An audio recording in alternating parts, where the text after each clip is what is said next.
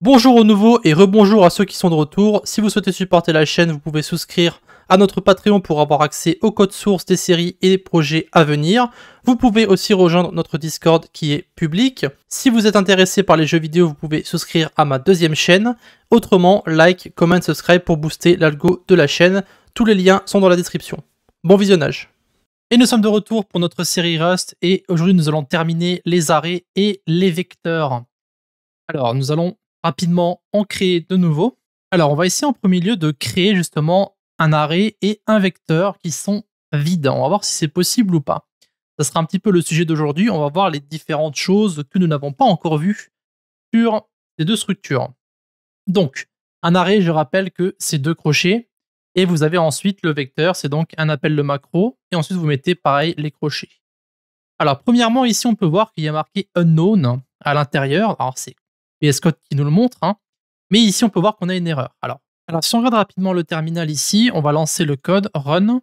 On peut voir que nous avons donc type must be known at this point. Donc, il faut en fait spécifier le type directement à l'intérieur de notre arrêt ou de notre vecteur. Donc, on va le mettre ici à l'intérieur. Alors, vous pouvez mettre un placeholder, ça peut être n'importe quoi, ça peut être une chaîne de caractères. Et ensuite, pour que l'arrêt justement soit vide, ici, vous mettez 0. Donc là, vous avez un arrêt de type chaîne de caractères qui est vide. Il y a 0 élément à l'intérieur. Et pareil pour le vecteur. Alors là, on peut faire autre chose. Ça peut être des nombres. Et donc ici, maintenant, nous avons un vecteur de nombre entier, donc de i32. Et donc ça fonctionne évidemment. Et si vous voulez faire en sorte d'afficher justement tout ça, alors on n'avait pas encore vu comment le faire, mais je vais vous montrer maintenant. On va utiliser le print debug, ils appellent ça. Donc on va faire un print ln. Et à l'intérieur, on va mettre... Alors, on va juste mettre les arrêts. Alors, je vais vous montrer que ça ne fonctionne pas. Donc, si vous mettez des accolades qui sont basiques, ça ne va pas fonctionner. Donc là, on veut juste afficher X et Y. Hein. Alors, on avait vu dans la vidéo précédente qu'on pouvait justement utiliser... Alors, je vais enlever ça pour le moment. On avait vu dans la vidéo précédente, ou dans les vidéos précédentes, qu'on pouvait utiliser une boucle for pour afficher le contenu de notre arrêt ou de notre vecteur. Donc ici, je vais utiliser uniquement... On va utiliser Y. Et on va mettre... Alors, on va mettre 5 éléments, 3.14, voilà. Donc ici, nous avons un vecteur de nombre 1, virgule, et on va créer notre boucle for, donc for i in 0, y.len, et on met donc à l'intérieur print. Et donc là, on va mettre nos valeurs, donc on va mettre crochet, accolade, pardon, et on va mettre yi. Voilà. Donc ça, c'est ce que nous avons vu dans la vidéo précédente. Donc là, si on lance le run, on peut voir que nous avons donc 3.14 5 fois, puisque c'est ce que nous avons créé. Hein. Nous avons créé un vecteur avec 5 éléments qui correspondent à 3.14.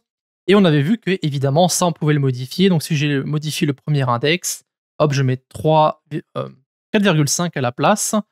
Si ici... Alors évidemment, ça, il faut que ce soit mutable. Là, autrement, on a une erreur. Et on peut donc voir ici maintenant que mon premier index, donc l'index 0, est égal à 4,5. Maintenant, ce que moi je veux faire, c'est pas utiliser à chaque fois une boucle for pour lire mon arrêt ou mon vecteur. Je veux utiliser println uniquement. Alors, je vais enlever le commentaire ici, et comme vous pouvez le constater, il y a marqué, alors au lieu de faire ça, on va enlever ça, run. Ici, il y a une erreur qui est assez grande, il y a marqué a local variable with a similar name exist. Bon, peu importe. En fait, tout ce que ça veut dire, c'est que avec ce format-là, on ne peut pas lire X ou Y. Alors, X, c'est vrai que X, je ne l'ai pas mis ici. Donc, ça peut poser problème. Voilà, on va relancer encore une fois. Donc ici, il y a marqué cannot be formatted with the default formatter. Alors, ils vous ont montré les formateurs ici, mais je vais vous montrer les caractères que vous devez utiliser à l'intérieur. C'est double point, point virgule. Double point, point virgule, excusez-moi, point d'interrogation, pardon. Et donc maintenant, ce que vous avez ici, on va créer des nombres entiers, donc on va faire 5, 5 par exemple. Voilà, ici on va enlever le mut parce qu'on ne l'a pas modifié. Et du coup, maintenant, qu'est-ce qui va se passer? Alors, si vous regardez le run, on peut voir maintenant que nous avons notre arrêt et nous avons notre vecteur. Alors, ils sont sous leur forme comme ils sont ici dans la variable, donc ils sont entre crochets, hein, mais c'est une façon qui est donc beaucoup plus simple.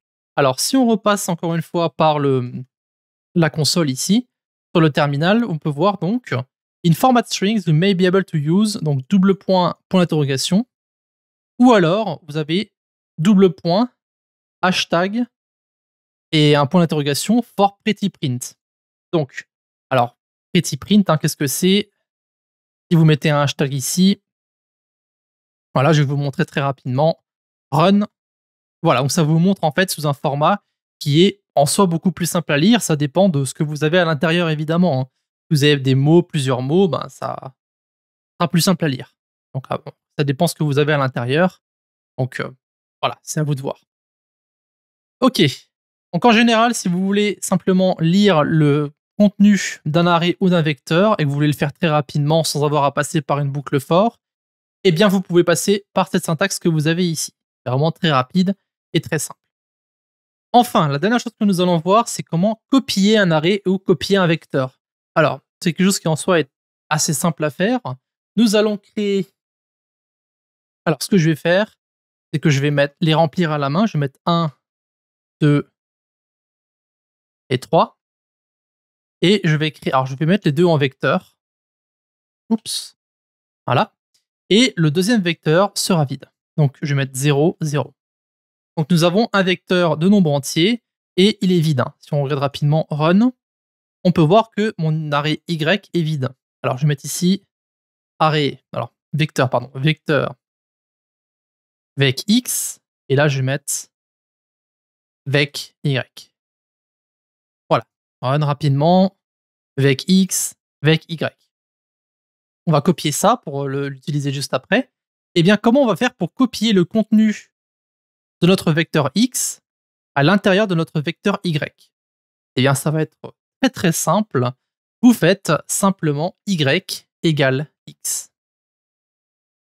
Du coup, évidemment, il faut que Y puisse être changé, donc il faut qu'il soit mutable. Et du coup, maintenant, on peut voir qu'ici, vous avez une erreur. Le X est marqué donc borrow of moved value.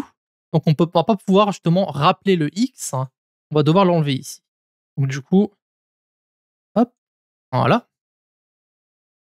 Du coup, on a copié maintenant la valeur de X directement à l'intérieur de Y, pardon. Donc maintenant, si on lance, on peut voir que le vecteur X est égal à 1, 2, 3. Le vecteur Y était vide à la base. Et maintenant, nous avons un vecteur Y qui n'est plus vide, mais qui contient la même chose que le vecteur X. Voilà. Donc rappelez-vous très rapidement, si vous voulez afficher le contenu d'un arrêt ou d'un vecteur, vous pouvez utiliser ce formatage-là. Et si vous voulez copier la valeur d'un arrêt ou d'un vecteur dans un autre vecteur ou un autre arrêt, vous pouvez utiliser donc y égale x ou x égale y. Et si vous voulez créer un vecteur ou un arrêt qui est vide de base, vous mettez le type que vous voulez mettre et après vous mettez donc point virgule 0 et vous aurez donc un arrêt avec le type qui est déjà précisé, comme ça le compiler sera content.